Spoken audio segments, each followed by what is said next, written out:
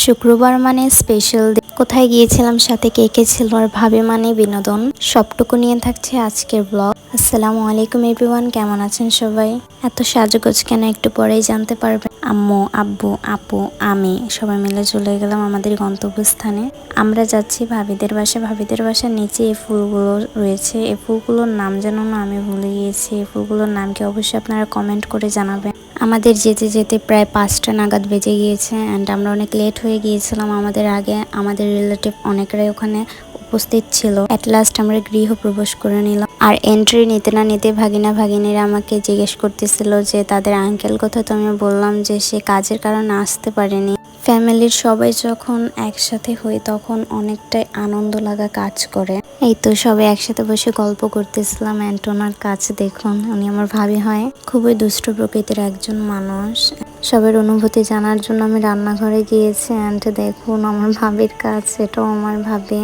সত্যিই ভাবি মানে বিনোদন। আর আমার 4টা ভাবি অ্যাভেলেবেল আছে। আর এটা হলো আমাদের বাড়ির সব থেকে মিনি সাইজের একজন পার্সন, আমাদের বাবা ছোট ভাইয়ের ছেলে। এটা দাদা নাতিনের ইমোশনাল কথা চলছে এখানে। অন্যদিকে দেখি মিনি ফটোগ্রাফার ফটোগ্রাফি করে দিচ্ছে আমার বোনকে। বোন তো খুবই খুশি। ও আমার ভাগ্নি হয়, ওর নাম আয়েশা। আমার ক্যামেরা অন করার আগেই ও ওর পোস্ট রেডি করে রাখে। প্রত্যেকবারই ও কোনো না কোনো পোস্ট দিয়েছে দেখুন। অনেক দিন পরে পরিবারের সবাই যখন একত্রিত হয়, গল্প কি আর শেষ হয় না? গল্প চলতেই থাকে। ফোন দেখলেই খুশি হয়ে যায়। এই জেনারেশনের শিশুগুলো খুবই স্মার্ট, সবকিছু বুঝে যায়। আর আমাকে কেমন লাগছে অবশ্যই আপনারা কমেন্ট করে জানাতে ভুলবেন না। এই ঘরেও দুলা ভাই, আপু তারা আড্ডা দিচ্ছিল। আর এখানে ভাগ্নি আমার জন্য পুরি নিয়ে এসেছিল। আর ও দেখুন রিয়াকশন, কি একটা অবস্থা। একজনের ভিডিও নিল বলছে আরেকজন আমার কেন ভিডিও নিচ্ছ না। শালিক পাখির সাথে কম বেশি আপনারা অনেকেই পরিচিত।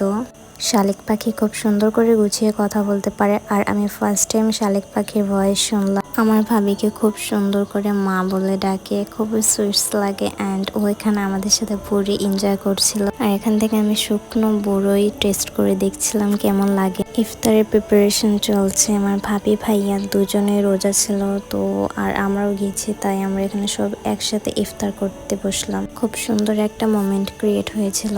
সত্যি অনেক অনেক অনেকটা বেশি পরিমাণে ভালো লেগেছে সবার সাথে। আমার অনেক দিন পরে সবার সাথে টাইম স্পেন্ড করেছি। আমার একটা ওয়েডিং ব্লগস আপডেট দেওয়ার কথা ছিল, বাট একটা অবস্থার কারণে আমি সেটা আপডেট দিতে পারিনি, তো তার জন্য সরি। ব্যাপারটা সুন্দর না যদি একই ফ্রেমে এতগুলো ভালোবাসার মানুষ অ্যাড হয়। ঝটপট করে খাওয়া দাওয়া শেষ করে দেন এখানে চাও ছিল। অ্যান্ড এখানে একটু চা খেয়ে নিলাম। আর এক এক করে সবাই চলে যাচ্ছি, ঘোরাফেরা শেষ। সবাইকে টাটা আল্লাহ হাফেজ জানিয়ে চলে যাচ্ছে। দিনটা অনেকটা বেশি পরিমাণে ভালো কেটেছে। সবাই আমার জন্য দোয়া করবেন যেন সবসময় এরকমভাবে ভালো থাকতে পারে। আজকের ব্লগটা এখানে শেষ করছি। সবাই ভালো থাকবেন, সুস্থ থাকবেন। অন্য কোনো ব্লগে আপনাদের সাথে দেখা হবে। আল্লাহ হাফেজ।